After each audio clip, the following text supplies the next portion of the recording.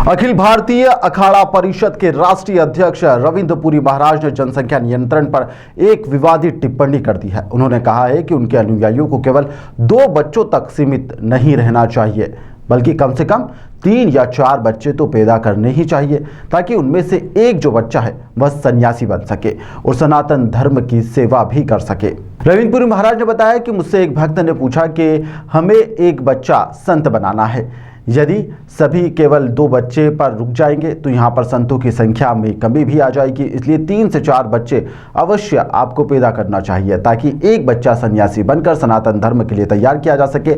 इससे देश और धर्म दोनों का हित होगा।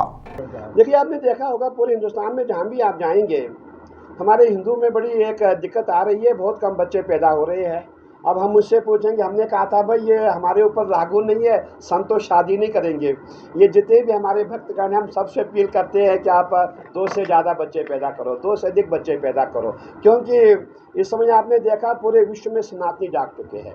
और हमने कभी नहीं सोचा था प्रयागराज में करोड़ों की संख्या में श्रद्धालु वहाँ आएंगे। करीबन 60-65 करोड़ सनातनी वहाँ पहुँचे हैं। अब सनातनी जाग चुके हैं और सबका प्रयास है, घर में 3-4 बच्चे अच्छे होते हैं। 2 बच्चों से काम नहीं चलेगा, 3-4 बच्चे होने बहुत ज़रूरी है। और सभी के फ़ोन हमें आ रहे हैं कि गुरुजी अब हमें स्नातन पे काम करना पड़ेगा और एक बच्चा हमें संत बनाना पड़ेगा। और बहुत अच्छी बात है, संतों की सेना बनेगी, स्नातन की सेना बनेगी, स्नातन पे काम होगा और देश के हित के लिए काम होगा।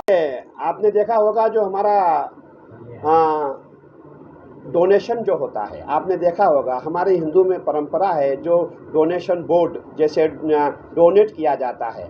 हमने कभी भी, जैसे हमें भी कोई भक्त डोनेट करता है, हम उसके लिए भंडारा करते हैं, आयोजन करते हैं। लेकिन जो वक्फ बोर्ड है बहुत अच्छा हुआ, उसमें अमेंडमेंट हुआ था। लेकिन सरकार का प्रयास था, संतों का प्रयास था, अगर ये वक्फ बोर्ड समाप्त हो जाता बहुत अच्छा था, परंतु कहीं कारणों के कारण ये समाप्त नहीं हो पाया। इसमें अमेंडमेंट किया गया है और इसके लिए जितने भी हमारे मुसलमान भाई हैं सबको इससे फ़ायदा हो जाएगा।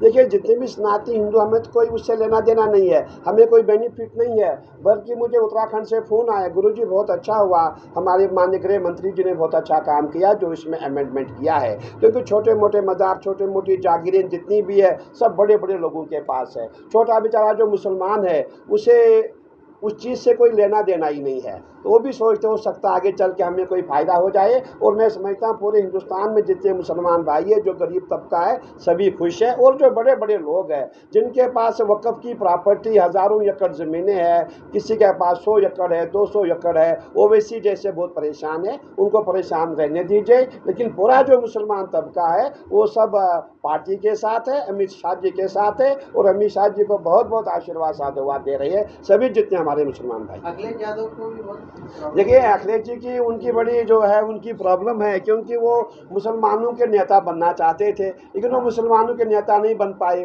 और अखिलेश जी को मैं क्या कहूँ, उनके लिए कहना उचित नहीं होगा। उन्होंने जब भी हमारा कोई भी हमारे हिंदुओं का पर्व होता, कोई त्यौहार होता, वो हमेशा कटाक्ष करते रहते हैं। वो सोचते मुसलमान हित में काम करेंगे, मुसलमानों के वोट हमें मिलेंगे, वोट बैंक के लिए काम करें। बाकी अखिलेश जी बहुत अच्छे हैं, मैं यही मानूंगा और मैं चाहूँगा अखिलेश जी सनातन पे काम करें, जो हमारे हिंदुओं के हित में काम करें, वो अच्छा रहेगा। आपने देखा होगा कि तेजस्वी जी हमारे बहुत परेशान रहते हैं, क्योंकि वो चाहते थे मैं यहाँ का सीएम बनूं, लेकिन वो बन नहीं पाएंगे। और हमारे माननीय गृह मंत्री जी ने पार्लियामेंट में कह दिया है कि अभी बिहार में जो है भाजपा आएगी, और परेशान हो गई है। इसीलिए हमारे जितने भी ये लालू जी के जितने भी परिवार वाले वो परेशान ज़्यादा है ही, और उनकी परेशानी अब और भी ज़्यादा होगी, क्योंकि जितना भी चारा घोटाला है सबकी दोबारा से जांच हो रही है, इसीलिए वो लोग परेशान है। और आगे चल कर के भाजपा और हमारे जो नीतीश जी है उन्हीं की सरकार वहाँ बनने वाली है, इसीलिए ये लोग ये हल्ला गुल्ला कर रहे हैं।